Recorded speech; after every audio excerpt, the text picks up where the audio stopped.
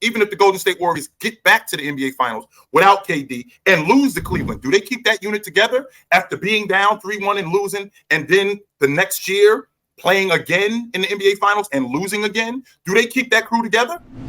In 2016, who do y'all have as the better player that year? Kevin Durant or Stephen Curry? Steph Curry. Curry. Oh, Curry that year. Curry. Yes. Ron, Steph or KD in 2016? KD. Okay. Ron? I'm probably gonna say it was Steph due to the winning. I can't remember exactly. I know it was fairly close, but I'm probably, just knowing me, I'm probably gonna say I was leaning towards Steph. Okay. Now, same question applies for the next season. Who's the better player, Steph or KD in 2017? Steph. I'm gonna keep saying Steph for every year that we go. Oh no, I'm saying when Durant joined the Golden State Warriors, Durant was the best player on that team. Okay, so Jalen. All right. Hold on for a second, Damo. Mm-hmm. Understand the difference between being the best player and playing better. KD was allowed to do what he did. Curry took a back seat to him. And he could have threw a monkey wrench in this whole thing, but he didn't. He allowed KD to be KD. Because he realized KD was better.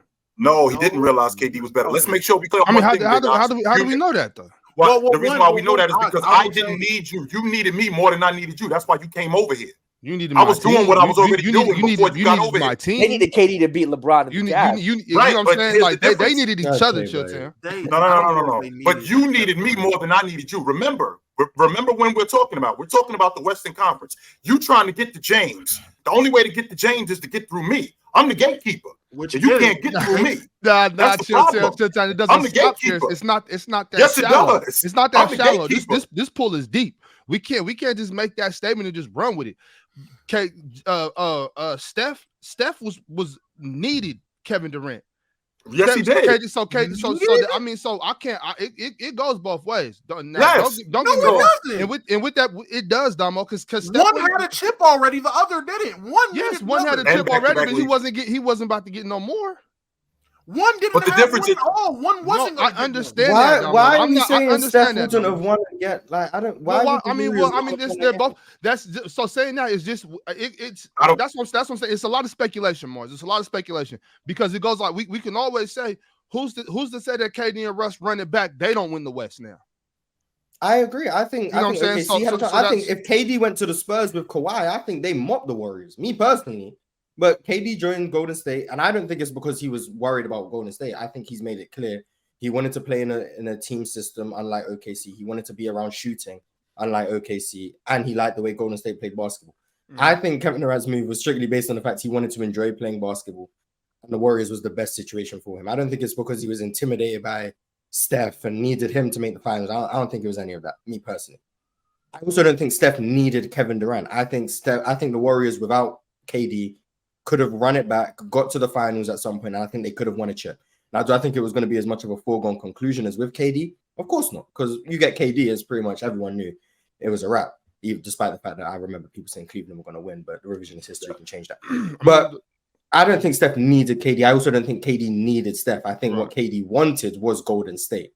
And I think that's I think they've seen each other as the clear-cut options for each other like that. Like, for instance, I think KD was the better player. I think Steph had the better team. They looked at each other like, yo, I got the goods, you got the way to move it. So, you know what I'm saying? Like, I got the distribution center, you got the trucks. You know what I'm saying? Let's get together. So, you know what I'm saying? I think it was just beneficial for both parties. Yeah. Right. It was. I can't get, you can't get past us. You can't get past me. I can't get past him. Both of us can beat him because the idea was to win the whole thing. Now, your logic about them being in the Western Conference, if Oklahoma City stays together, do they beat the Golden State Warriors? Well, obviously, KD didn't think so, considering the unit that he was on. He didn't think that they could get past. He didn't think that they could get past Golden State. So he's looking at that Golden State team like, I like the way that they play basketball. I want to play for them. Now, maybe getting my crew to play a little bit better would have been a better idea, but that goes without saying. With that being said, the goal was to win the NBA championship. And with them losing after being down 3-1 to that Cleveland Cavaliers team, with them losing, they had to do something because the Cavs had a psychological edge on them at that point.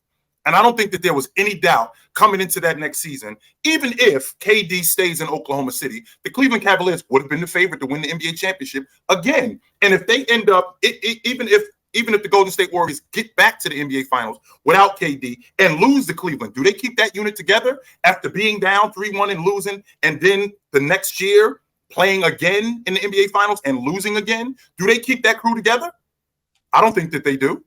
No, I don't think they keep it together. I think if you are a 73-win team, yep, you're up 3-1 in the finals, everything goes wrong. Steph Curry's not 100%. Bogut gets hurt. Draymond gets suspended. Iguodala has back spasms. All of basically everything possible that can go. Harrison Barnes is a terrorist. Basically everything that could go wrong goes wrong, and you lose by 1 possession in Game 7. I don't think you're very pessimistic about your chances if you run it back. I'm pretty sure the Golden State. I'm not in the locker room. I'm pretty sure the Golden State conversations before they went and got KD was, if we get them next year, this won't happen again. I'm certain of it. I don't think they were like, no, the Cavs got us, man. They're a better team than us. I don't think they thought that way. I think they genuinely believed if Steph's 100%, if Iggy's not dealing with these back problems, if Bogut doesn't break his leg, if Draymond doesn't get suspended, we have these guys. We are better than them. I genuinely believe they think that. I don't think we can lose by 1 possession. Then why go after KD then? They were recruiting KD during the season. It's documented. Draymond Green has said during the 73-win season, he was talking to KD all throughout the season. It wasn't just after the final. They wanted Kevin Durant, win, lose, or draw. Cleveland recruited KD, and they just won the chip. So it just got amplified. Yes, it's well documented. Cleveland wanted KD, and they just won. It wasn't about, oh, we need KD to win. It was, if Kevin Durant's available, we have to try and get him. That's common sense. I'm going to say Cleveland didn't think they could beat Golden State because they wanted to get KD. KD just didn't give them a meeting. But you can go and find it. Cleveland tried to get Kevin Durant as well. James anyway. I don't think KD wanted to play and that's fine. And that's probably why he didn't give them a meeting. But Cleveland also went and tried to get Kevin Durant. It's not because they didn't think they could win. It's because you see Kevin Durant on the table. You try and get Kevin Durant. Well, that's logical. Sure. Exactly. So I don't think it's because I don't think it's because they didn't think they could win. I think it's because you get Kevin Durant, it increases your chances exponentially. It's the same thing with OKC with Kevin Durant. So I think Kevin Durant thinks he could have won in OKC, but let's say he can win and it's a 20% chance he wins because he's got to go through Golden State. He's got to go through the Spurs. He's got to go through Cleveland. He joins Golden State. It goes from a 20% chance in OKC to a 75% chance in Golden State. It just makes it easier. I think OKC had a chance to win, but it was a 1 in 5 chance. You go to Golden State, it's a 3 in 4 chance. I just think that's just increasing your odds. That's just common sense. I don't think it's because he thought he had no chance of winning. Yeah. I think he just wanted to increase his odds. I just don't think he thought he could win in Oklahoma City. Otherwise, he would have stayed there. Chill, why not? Marsh just gave you that explanation of the Warriors being up 3-1 and everything went wrong. Well, let's fast OKC were up 3-1 in the series before that. OKC was up 3-1. Right. And then they had a colossal meltdown.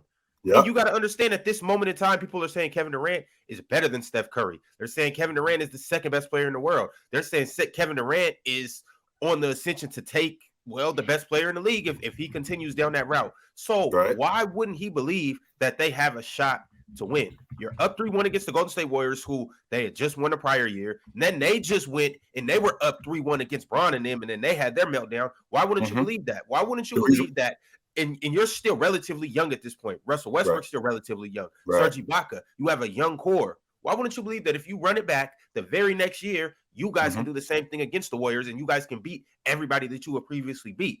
To me, it just didn't make sense at all. It didn't. And the reason why I think that is because he looked at his crew and didn't think that they had what the Golden State Warriors had, the way they moved the basketball, the way that they played on offense, how fast they played, how wide open that offense was. Russ being as erratic as Russ was, Russ not being able to improve his basketball IQ. He looked at all of this stuff and he looked at how they played, the Golden State Warriors played, and 1, how fast they played, 2, how smart they played, 3, how good they were on defense. Even though Oklahoma City was a damn good defensive team, he looked at that crew and thought, I'm better on them than I am on this team, having to do what I have to do on this crew. I don't think that I can get my crew past that crew with what I have, having to do everything that I have to do. Because if he felt that way, he would have never left. There would have been no reason to leave. That's the same reason why there was no reason for Jordan to leave the Chicago Bulls. Because we right there with we right there with the Detroit Pistons. We aren't that far away. We are clearly right there. There was no reason for him to leave. We'll get him next year. We'll get him next year. I don't think Kevin Durant felt like, looking at that crew, that we were better than them and at any point we could beat them, even though they were up 3-1, that they could close the deal. And I think Russell Westbrook was the linchpin. I don't think that he can play steady enough, and I don't think he can play steady and smart enough basketball in order for us to have a legit shot to beat this team, which would explain why he left.